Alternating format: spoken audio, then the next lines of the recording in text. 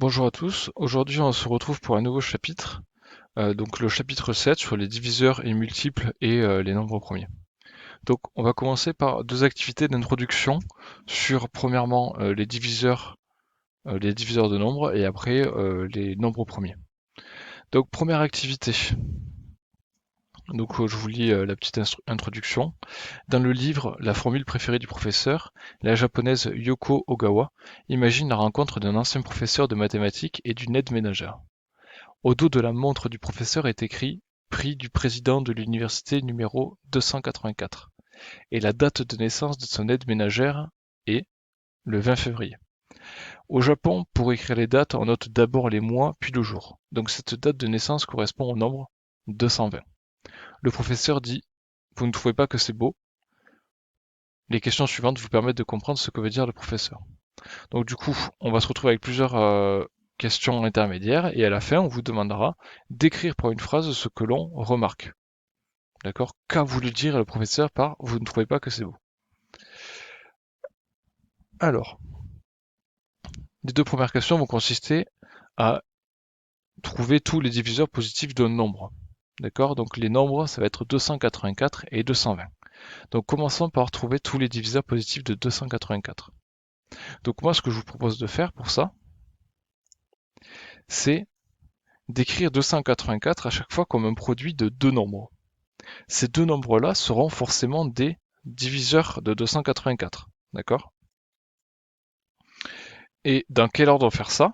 Moi, ce que je vous propose, c'est d'écrire un petit nombre fois un grand nombre, en commençant par le plus petit nombre possible. Et à chaque fois, après, vous essayez avec un nombre un peu plus grand, un peu plus grand, un peu plus grand. Et on verra tout à l'heure à quel moment s'arrêter. Donc par exemple, 284, c'est égal à quel nombre fois quel nombre? En prenant le premier nombre le plus petit possible, j'entends. 1 fois 284. Donc, on en déduira tout à l'heure que 1 et 284, c'est donc des diviseurs de 284. C'est des diviseurs les plus simples. Ensuite, est-ce qu'on peut écrire 284 comme 2 fois quelque chose? Oui, c'est 2 fois 142. On continue. Est-ce qu'on peut écrire 284 comme 3 fois quelque chose? Ah, ça c'est peut-être un peu plus dur que 2, mais vous savez normalement qu'il existe des méthodes pour savoir si un nombre est divisible par 3. Il suffit de faire la somme des chiffres de ce nombre, c'est-à-dire 2 plus 8 plus 4, ce qui donne 14. Et regardez si 14 est un diviseur et est divisible par 3. Ce n'est pas le cas, donc du coup 284 n'est pas divisible par 3. Par contre, il est divisible par 4.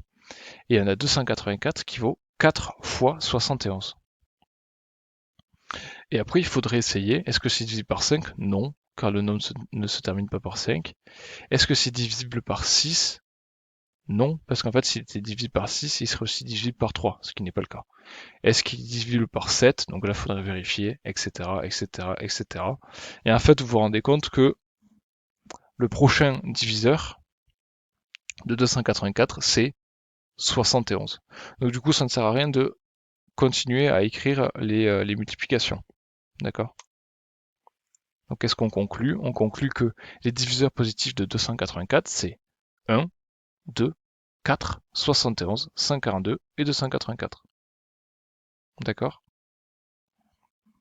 Pour savoir à quel moment ici s'arrêter, c'est-à-dire savoir qu'effectivement il n'y a plus de diviseur, donc effectivement il y a la méthode classique Internet, à vérifier sur Internet, et sinon ça sera plus tard en utilisant les nombres premiers.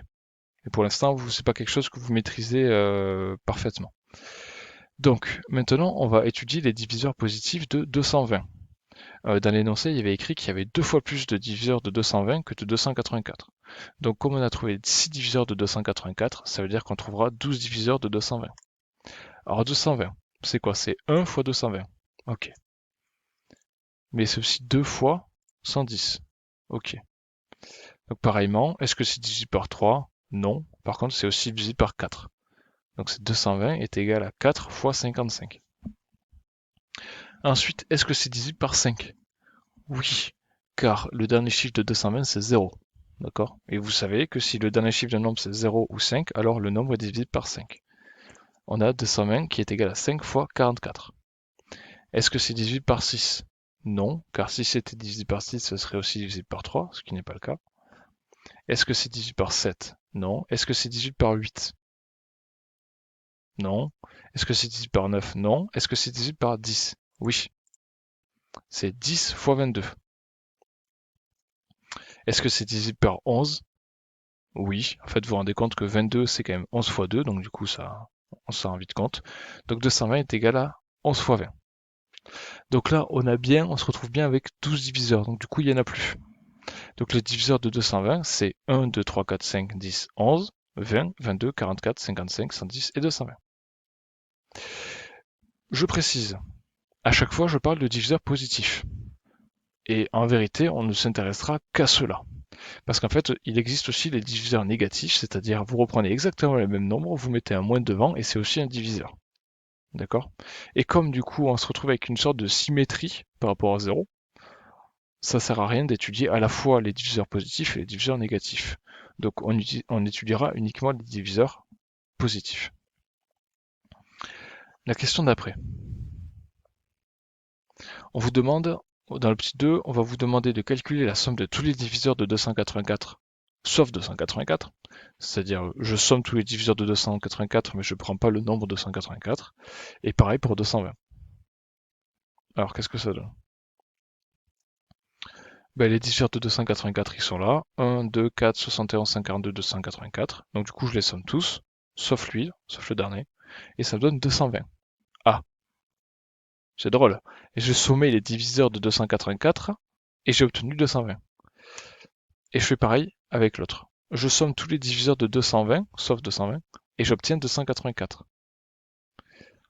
La dernière question, c'est, du coup, comment est-ce que vous interprétez la phrase du professeur de mathématiques? Pourquoi est-ce qu'il a dit, est-ce que vous trouvez ça qui, est-ce que vous, enfin, vous ne trouvez pas que c'est beau? Donc je note, la somme des diviseurs positifs de 220, autre que 220, est égale à 284, et réciproquement. Et on avait dit que 220 correspondait à l'anniversaire de l'aide ménagère et que 284 correspondait à la date d'obtention du prix du professeur. Non, pas du tout, c'est le numéro de son université. Bon, voilà. Donc du coup, pour un mathématicien qui s'y connaît en théorie des nombres, c'est-à-dire en cette chose qu'on vient de voir, 284 et 220 sont des nombres qui sont liés. Et on dit en fait que ces nombres sont des nombres amicaux. D'accord? Donc aujourd'hui, les ordinateurs, parce que du coup les mathématiques se servent beaucoup des ordinateurs, ont permis de découvrir 2 millions de paires de nombres amicaux. Mais, ce qui est, enfin, est très important, mais les mathématiciens ne savent toujours pas s'il en existe une infinité de paires. Parce qu'un ordinateur pourra trouver autant de paires qu'il veut. 2 millions, 2 milliards, 20 milliards, 150 milliards. Il ne pourra jamais dire si oui ou non il en existe une infinité. Et ça, pour un mathématicien, c'est important. Et pour découvrir si oui ou non il en existe une infinité, il faudra un raisonnement, une démonstration mathématique qu'un ordinateur ne peut pas faire. D'accord? Très bien. Maintenant, l'activité 2 sur les nombres premiers. Question 1.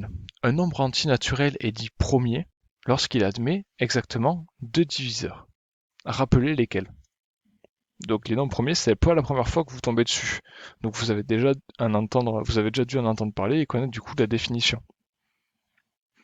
Donc les diviseurs positifs d'un nombre premier sont, donc il n'y en a que deux, sont en fait 1 et lui-même. Et donc du coup vous comprenez, comme un nombre premier possède exactement deux diviseurs, que 1 ne peut pas être un nombre premier. Car 1 a pour diviseur 1. Il n'a qu'un seul diviseur. Donc comme il n'a pas deux diviseurs distincts, il n'est pas un nombre premier. Écrire la liste des nombres premiers inférieurs à 20. Bon, je vous les note ici. Donc on vient déjà de dire que 1 n'était pas un nombre premier. Est-ce que 2 est un nombre premier? Oui, parce qu'il a deux diviseurs, 1 et 2. Pareil pour 3. 4 n'est pas un nombre premier, car il a pour diviseur 1, 2 et 4, ce qui fait 3 nombres, etc., etc.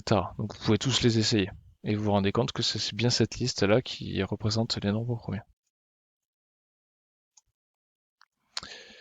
Alors, petit 2.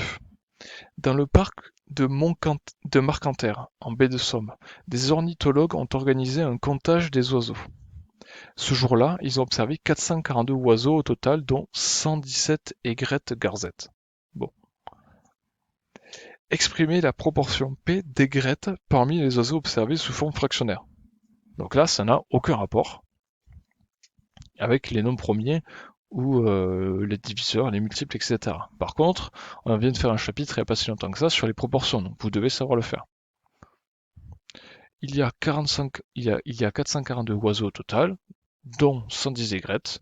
Donc du coup, la proportion des aigrettes parmi tous les oiseaux, c'est 117 sur 442. Pourquoi on s'intéresse à ça? Parce qu'en fait, les nombres premiers vont nous permettre de calculer des fractions qu'on appelle irréductibles, c'est-à-dire les plus simples possibles. Alors comment on va faire ça? D'abord, sans effectuer de division, expliquer pourquoi le nombre 117 est divisible par 9, et ensuite en déduire une écriture de 117 sous forme d'un produit de nombres premiers. Alors, pourquoi est-ce que 117 est divisible par 9? Donc ça aussi, c'est une règle que vous devez connaître, c'est que si la somme des chiffres qui constitue un nombre est est divisible par 9, alors ce nombre-là est aussi divisible par 9. Dans le cas de 117, la somme des chiffres c'est 1 plus 1 plus 7, ça fait 9. 9 est un nombre qui est divisible par 9, donc du coup 117 aussi. Donc je sais que 117 est divisible par 9. Donc je vais pouvoir écrire 117 est égal à 9 fois quelque chose. Je me rends compte qu'en fait c'est égal à 9 fois 13. Mais je voudrais écrire 117 comme un produit de nombre premier. Alors, est-ce que 13 est un nombre premier? Oui, on vient de voir ici. 13 est un nombre premier, donc 13 on n'y touche pas. Par contre, est-ce que 9 est un nombre premier? Non. Mais je sais que 9 c'est 3 fois 3, c'est-à-dire 3 au carré. Donc je peux écrire 117 est égal à 3 au carré fois 13. Et on a bien 3 et 13 qui sont des nombres premiers. Donc on dit qu'on a bien décomposé 117 comme un produit de nombres premiers. L'autre question, poser la division de 442 par 13, sous-entendu à la main, c'est-à-dire pas avec la calculatrice, avec une division euclidienne. Et ensuite écrire 442 comme un produit de nombres premiers. Donc ici, j'ai rien posé à la main parce que je suis sur l'ordinateur, mais vous devez trouver ça. 442 est égal à 13 fois 34. Maintenant, on veut l'écrire comme un produit de nombre premier. Est-ce que 13 est un nombre premier? Oui, comme précédemment, donc j'y touche pas. Est-ce que 34 est un nombre premier? Non. 34, c'est un nombre dont le dernier chiffre est 4, donc je sais que 34 est au moins divisible par 2. J'obtiens 13 fois 2 fois 17, je remets dans l'ordre croissant, et j'obtiens 2 fois 13 fois 17. 2, 13 et 17, 2, 13 et 17 sont des nombres premiers, donc j'ai gagné. Et maintenant, en utilisant mes décompositions en produits de nombres premiers, ma question ça va être réduisez-moi cette fraction, simplifiez-la. C'est-à-dire, faites-en une fraction irréductible. Donc comment vous faites ça? Vous réécrivez 117 sur 442, et ensuite vous remplacez 117 et 442 par leur produit le produit de nombres premiers. C'est-à-dire ça. Et maintenant vous simplifiez. Ça vous savez faire. On remarque que le numérateur et le dénominateur sont tous les deux divisibles par 13. Donc on divise au numérateur et au dénominateur par 13. On obtient donc 3 au carré sur 2 fois 17. 3 au carré ça fait 9, 2 fois 17 ça fait 34. Et là, on a une fraction qui est irréductible. C'est-à-dire que le numérateur et le dénominateur n'ont pas de diviseur commun. Donc maintenant qu'on vient de faire ces deux petites activités d'introduction, on va passer au cours. Donc nous voici côté cours. Donc il faut que vous passiez côté cours aussi. Chapitre 7, diviseurs et multiples. Donc le grand 1 sera constitué comme d'habitude d'un petit rappel historique sur les diviseurs, les multiples, et dans ce cas-là en fait la théorie des nombres. Donc ce papier, vous le trouverez en description de la vidéo, d'accord? Donc téléchargez-le, si vous pouvez, imprimez-le et collez-le dans votre cahier en grand 1, et sinon, essayez au moins de le lire. Donc on va passer directement au grand 2. Hop, le grand 2, vous notez, grand 2, divisibilité dans Z.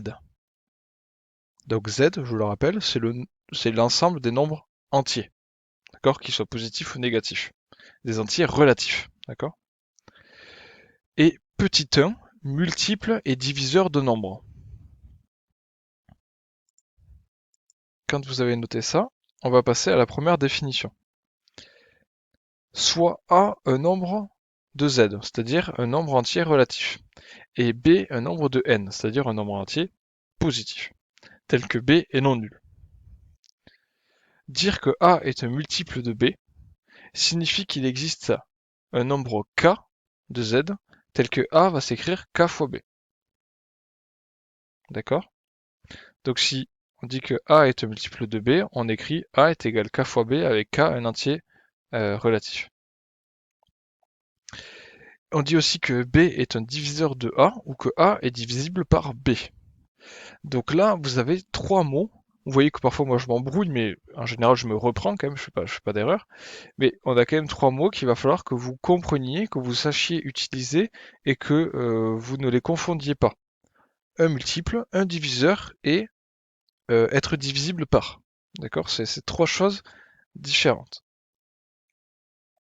S'il y en a A, s'il y en a un nombre A qui s'écrit quelque chose fois B, on dit que A est un multiple, on dit que B est un diviseur, ou on dit que A est divisible par B. D'accord? Donc, on va faire un premier exercice côté court, exercice 1. D'accord?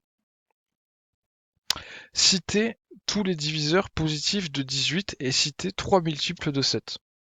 Donc là, vous mettez sur pause la vidéo et vous essayez de faire ça tout seul. Donc, on va le faire maintenant ensemble. Donc, citez tous les diviseurs de 18. Bon, on vient de le faire en fait dans l'activité d'introduction. Donc normalement, maintenant, vous savez le faire. J'écris quoi? J'écris 18 est égal à 1 fois 18. Ok, est-ce que 18 est aussi indivisible et divisible par 2? Oui, j'ai 18 qui est égal à 2 fois 9. Est-ce que c'est divisible par 3? Oui, car 1 plus 8 ça fait 9, et que 9 est divisible par 3. En fait, vous le savez, ça fait 18 est égal à 3 fois 6. Est-ce que c'est divisible par 4? Vous vous rendez compte que non, 5 non, 6 oui, mais en fait j'ai déjà écrit ça ici, donc ça sert à rien de le refaire. Donc du coup, les diviseurs positifs de 18 sont 1, 2, 3, 6, 9 et 18. D'accord? Donc on retrouve aussi bien la définition qu'on vient de donner. Regardez, on dit que B est un diviseur de A. Si on a quelque chose comme ça, A est égal à K fois B. Donc en fait c'est le cas, regardez. Par exemple, 3 est un diviseur de 18, car on a 18 qui est égal à 3 fois un nombre, K. On a 2 qui est un diviseur de 18, car 18 est égal à 2 fois un nombre K, un nombre quelconque, un autre nombre. D'accord? Mais on dit aussi que 18 est un multiple de 9, car on écrit 18 est égal à 9 fois un autre nombre, K. 18 est un multiple de 6, car 18 est égal à 6 fois un autre nombre, K. Comme ça qu'on l'appelle dans la définition. On dit 18 est divisible par 6. 18 est divisible par 9. D'accord? Et pour les multiples de 7, donc ça j'ai tout mis d'un coup, c'est pas compliqué. Bon, 7 est un multiple de 7, car 7 s'écrit 7 fois 1. Et après, tous les multiples, ça va être 7 fois 1, 7 fois 2, 7 fois 3, 7 fois 4, 7 fois 5, 7 fois 6, 7 fois 7, etc. Donc en fait, il y en a une infinité. Donc là, j'en ai juste noté quelques-uns. 7 c'est 7 fois 1, 14 c'est 7 fois 2, 21 c'est 7 fois 3, 35 c'est 7 fois 5, 70 c'est 7 fois 10. D'accord? Donc, le cours d'aujourd'hui s'arrête sur ça. Donc, revoyez les activités, revoyez du coup comment est-ce qu'on fait pour calculer les diviseurs positifs de nombres, qu'est-ce que c'est qu'un nombre premier. Notez bien tout le cours, bien sûr, et surtout maintenant, allez faire les exercices 1, 2 et 3, des exercices très simples sur les diviseurs et les multiples. Bon travail et à la prochaine fois.